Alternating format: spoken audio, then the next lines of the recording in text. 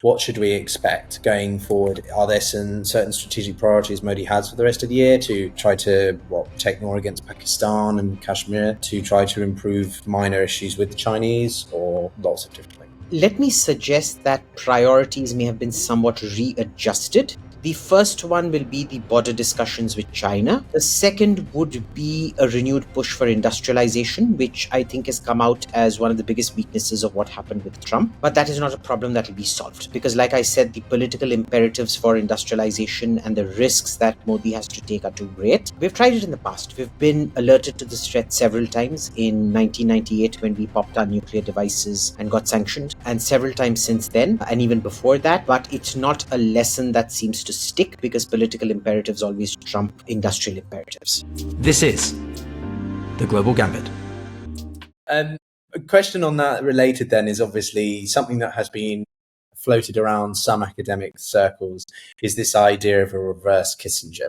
For people who aren't familiar, the idea being that sort of trying to bring America and Russia closer together as a way to counterbalance against China, which is a reverse, because in the Cold War, the Americans tried to get closer with Mao's China as a way to counterbalance against the Soviet Union. Is that something that would impact India? You know, Trump's personal love or adulation for Putin? Is that something that could worry New Delhi, or this is a bit ridiculous? No.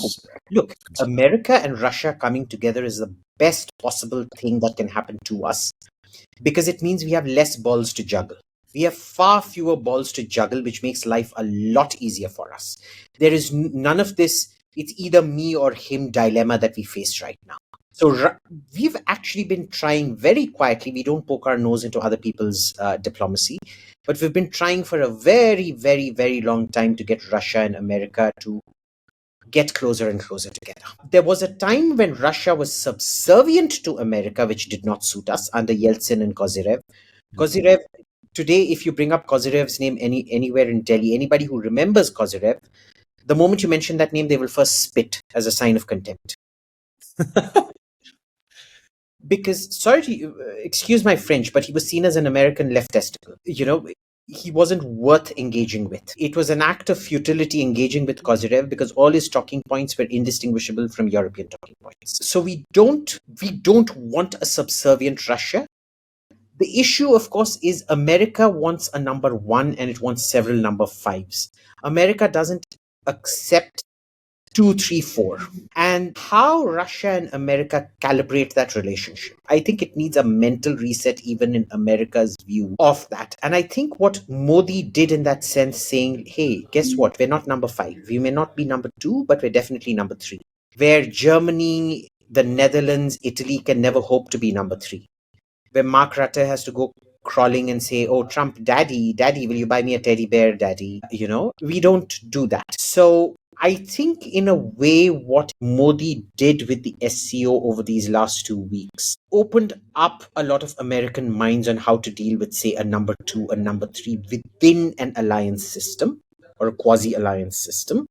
At the same time, it has always been given logic that 1 and 3 always align against 2. Or 2 and 3 align against 1. That's the balance of power theory. That's the balance of threat theory. We see that operating all the time. So I guess the last question I have before we maybe transition into part 2 is about the Chinese capabilities, because obviously after the events in Kashmir or over Kashmir and the revelations that there were supposedly some Chinese jets used by the Pakistanis, or that the Chinese were at least involved more than they let on in the media, what has been the fallout from that?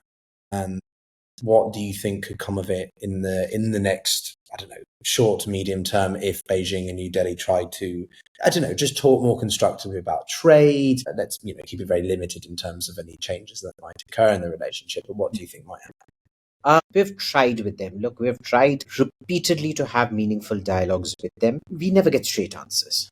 All we keep getting is duplicity. There's a lot of posturing and things. And, the dragon brown nosers in Delhi, they always keep talking about this in terms of, how China has a 10,000-year timeline of foreign policy that we can't comprehend. And, you're like, yeah, dude, with Russia seizing Manchuria and Japan doing the rape of Nanjing, yeah, we totally understand this 10,000 year timeline and how wise the Chinese are. There is this sort of mysterification of China in Delhi. There is a strong China lobby in Delhi. The biggest enemy of the China lobby in Delhi is always China. Because every time we approach them with good intentions, they throw hot water on our good intentions, or cold water, whatever. I think boiling water is more effective than iced water. I think, this iced water thing is more of a European thing where it's freezing cold. In India, where it's hot, it's more like boiling water. Much more effective. We've tried. But see, we never get any kind of consistency from the Chinese. And the Chinese, for their part, complain that they see complete duplicity from India because our military tends to be very bellicose towards China in their public statements. Our foreign ministry sounds very pro-China to an extent that one Chinese, actually, a People's Liberation Army general I met some 7, 8, 9 years back, actually told me that, sometimes we feel your foreign ministry is more pro-China than our foreign ministry. Literally, he said that. What do you do? This is not... We've been able to overcome our problems with a lot of countries. With small countries, you can't, because they're going to consistently blame you for their governance deficit and their governance issues. It's what Benito Juarez, the president of Mexico, used to say about America, that Mexico's great tragedy was that it was so far from God and so close to America. Anything goes wrong, it's always the big neighbor to blame. But we're not the big neighbor to China. And we still don't get what is so important in that land. You could, of course, reverse it and ask us what is so important for you in that land. Why don't you give it up? Well, we have something called elections, which the Chinese do not have. They have elections. They've got single-party elections, where you either vote for a candidate or you say no to him. In India, we have multi-party elections. That's not going to fly. That's literally asking. And, it's not that we haven't done territorial exchanges. Why is it that we and Bangladesh were able to swap enclaves and exclaves? Why is it that we're able to cede land to Sri Lanka? Why are we able to rationalize our borders with everyone except Pakistan and China? With Pakistan, you can understand they've got, revisionist ideas. China? So this is this is a medieval feudal polity that has accepted communism, but they've never modernized their thought into the Westphalian system or the post-Westphalian system at all.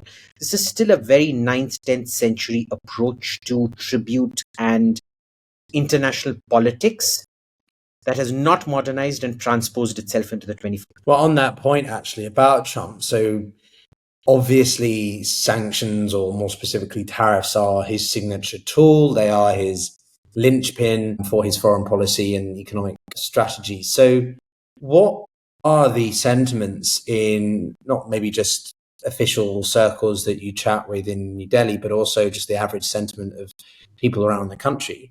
There must be quite a lot of resentment or frustration with the fact India is now the most tariffed country in broader Asia, right? And this when China is the biggest threat.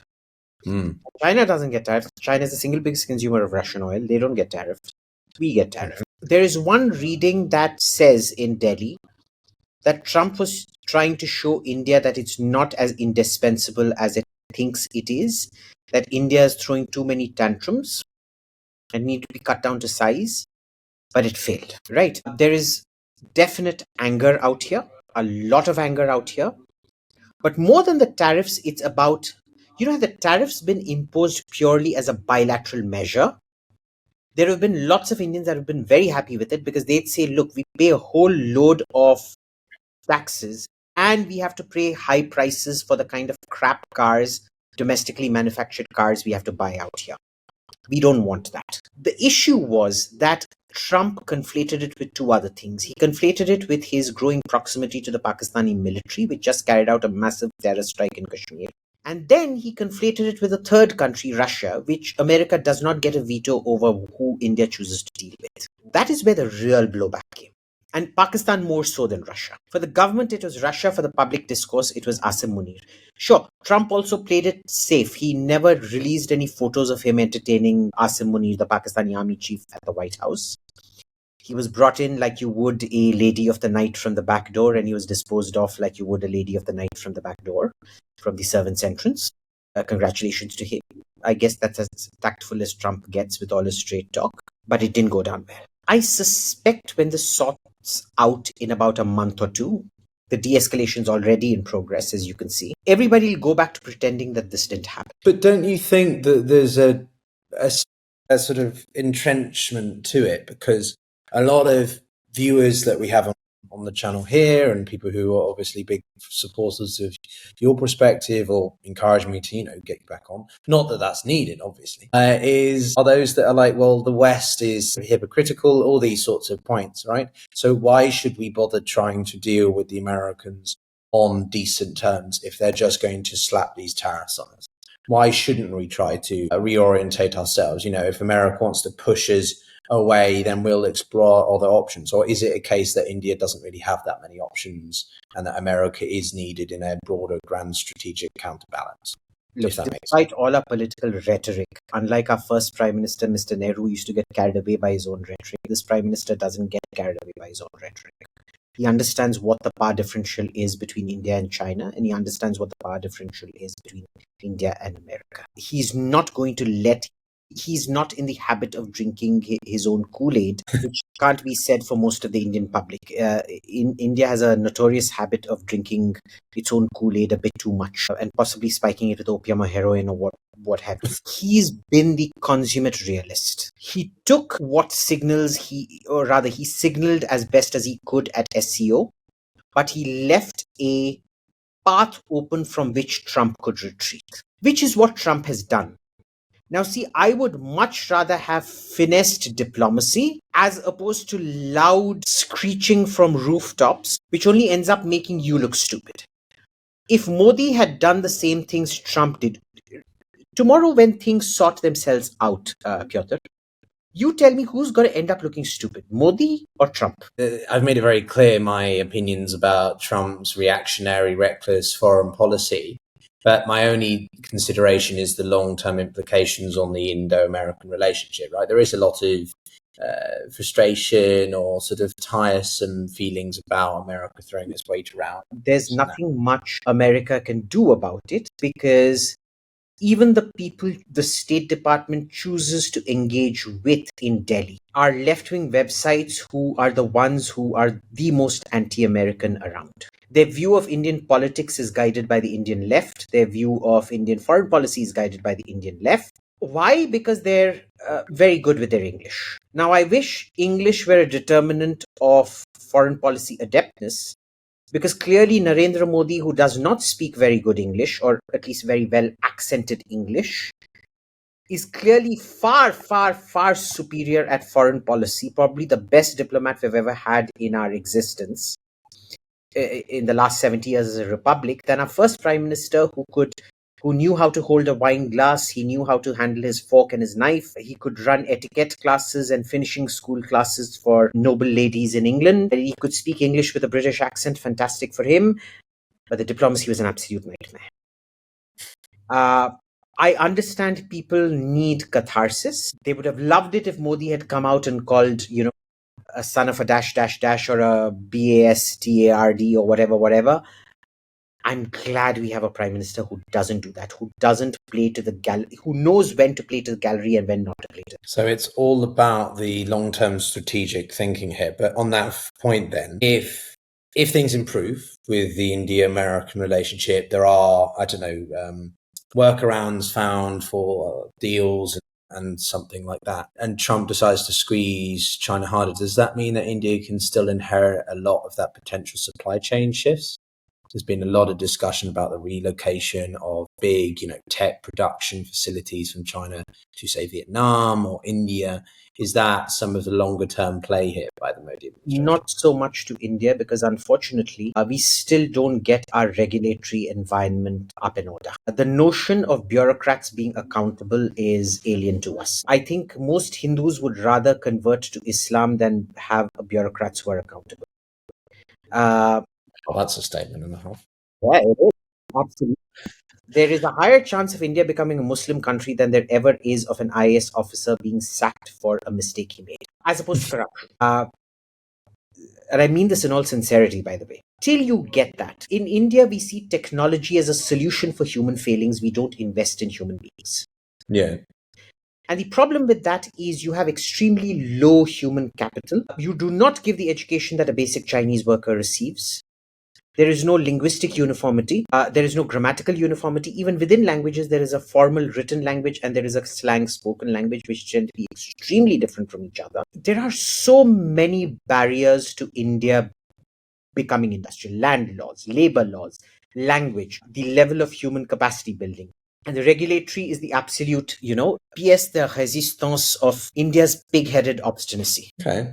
So then what's the game plan by Modi then? What is he hoping to achieve through these reduction in tariff rates? What's he hoping to improve longer term?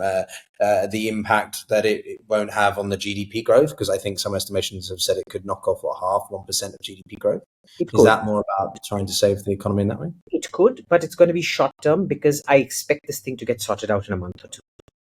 There are going to be a few more hiccups for sure, but it is going to get sorted out. I think we've seen all the signs of de-escalation happen now. We need to remember the people it hurts the most are Americans themselves. You're seeing how inflation is rising. Then you had that absolute clown called Peter Navarro yesterday on Fox News say, tariffs equals tax relief. And you're like, dude, you're a Harvard economic graduate. It really doesn't speak well for Harvard economics if this is the kind of humbug you learned. Tariffs are essentially indirect taxes placed not on India, but on American consumers. You reduce the taxes, you reduce direct taxes on them by giving them tax breaks, and you collect everything you lost in direct taxes through indirect taxes on consumer goods. How does a listen, I would have failed 6th grade economics, which is the first grade in which we start studying economics in India, if I'd said what Peter Navarro did on TV. I don't know how this man gets a degree from Harvard after this truly incredible grasp of, Vulcan or what's the other, Romulan economics that is not native to this planet at any rate. So then what does that mean? So it's just a case of India playing the long game, allowing America to trip up over its own feet, so to speak, and India just It's a mixture of things. It's outlasting and playing the long game, but look, there's also a lot of failure compensation. We're compensating for the fact that we can't industrialize.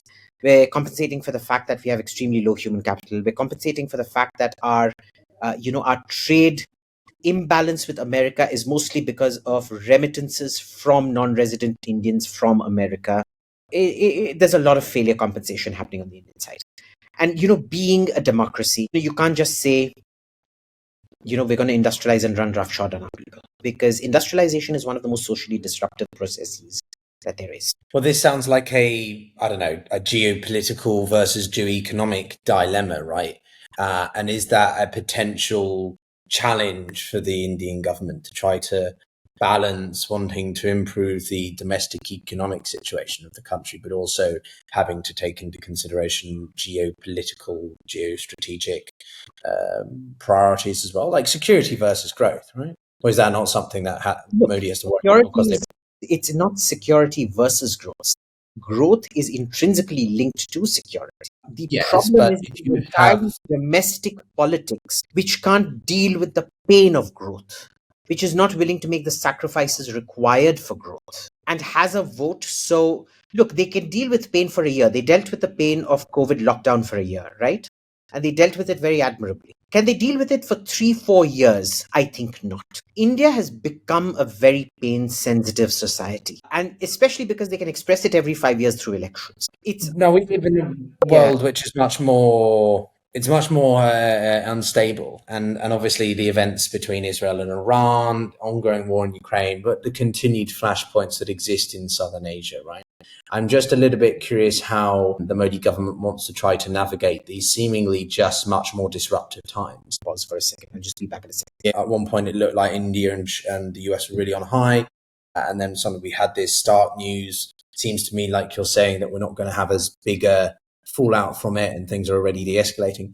But does New Delhi have to constantly make contingency plans in case Trump changes his mind? Not really. We've already shock-proofed ourselves a lot to international situations. Remember, this was a country that went from America helping us in 1962 in the war against China, to America sanctioning us in 1965 for our war against Pakistan, to America sending the Fifth Fleet against us in 1971, during the India-Pakistan, during the Bangladesh Liberation War. We've dealt with everything from American military support to American military threats in the space of 9 years. I think we're pretty fine-tuned to deal with unpredictability. I think a diplomat who does not factor in unpredictability in their political calculus is either a EU diplomat or a fool. Some people will agree it's the same thing. They very much would. And I guess the last question I have for you, my friend, is simply what should we expect going forward? Are there some certain strategic priorities Modi has for the rest of the year to try to protect more against Pakistan and Kashmir, to try to improve minor issues with the Chinese, or lots of different things? Let me suggest that priorities may have been somewhat readjusted. The first one will be the border discussions with China. Mm-hmm. The second would be a renewed push for industrialization, which I think has come out as one of the biggest weaknesses of what happened with Trump. But that is not a problem that will be solved because, like I said, the political imperatives for industrialization and the risks that Modi has to take are too great. We've tried it in the past. We've been alerted to this threat several times in 1998 when we popped our nuclear devices and got sanctioned, and several times since then, and even before that. But it's not a lesson that seems to stick because political imperatives always trump industrial imperatives, economic imperatives. The third will be the need to keep shoring up our friendship with Russia, which was never really in threat, because I think that there is absolutely nobody in India who does not believe Russia is a friend. We may have a lot of complaints like I do about the quality of Russian equipment, and I'm immediately called an American agent or a Lockheed Martin middleman, or depending on the time of the day, I'm either a Raytheon middleman or a General Atomics middleman or a Boeing middleman, whatever. And the fourth in all of this would be a revalidation of Modi believing that non-alignment as a policy was right, no alliances was right. It's just that it needed to be recalibrated from knee-jerk posturing into something meaningful that brings net positives as opposed to net negatives that it was bringing for the last 40, 50 years when, Nehru essentially undermined his own policies. Fair. A lot to take on board. I think I'm, as always, fascinated to understand how India fits into the broader strategical play of many different areas and just how it always seems to have a role, even if we don't think of it initially. But thank you, Abhijit. It's a pleasure to have you on as always. Hopefully we'll have you on before the end of the year. Maybe a review, maybe look forward to next year. But as always, thank you very much for joining us. Everyone for watching. See you all next time.